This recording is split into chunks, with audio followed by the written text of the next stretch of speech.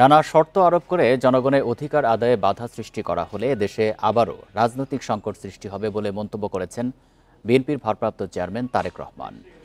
তিনি বলেন, দেশের রাজনৈতিক দলগুলোর মধ্যে দূরত্ব তৈরি হলে ফ্যাসিবাদের পুনর্বাসনের সুযোগ তৈরি হবে। ৪৫তম প্রতিষ্ঠা বার্ষিকী উপলক্ষে বাংলাদেশ চীনমৈত্রী আন্তর্জাতিক সম্মেলন কেন্দ্রে আলোচনা সভার আয়োজন করে জাতীয়তাবাদী স্বেচ্ছাসেবক দল। বান্ডেল থাকলে প্রতি সেনমানিতে টাকা বাঁচবে। বিকাশ সেনমানি বান্ডেল কিনে জিতুন প্রতি লেনদেনে। সেখানে প্রধান অতিথি হিসেবে লন্ডন থেকে ভার্চুয়ালি যোগ দেন দলের ভারপ্রাপ্ত চেয়ারম্যান তারেক রহমান। তিনি রাজনৈতিক দলগুলোর মধ্যে বিভিন্ন বিষয়ে বিভাজনের কথা উল্লেখ করে বলেন, এরকম বিভাজন দেশের জন্য ভালো ফল বয়ে আনবে না। এর ফলে ফ্যাসিবাদের ফিরে আসার সুযোগ তৈরি হবে।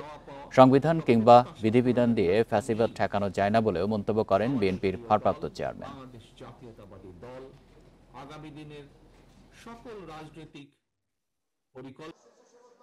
নানা রকম উপায় বা শর্ত আরোপ করে জনগণের রাজনৈতিক অধিকার প্রতিষ্ঠার পথে যদি বাধা সৃষ্টি হয়, তাহলে অবশ্যই গণতন্ত্রের উত্তরণের পথ সংকটে পড়বে।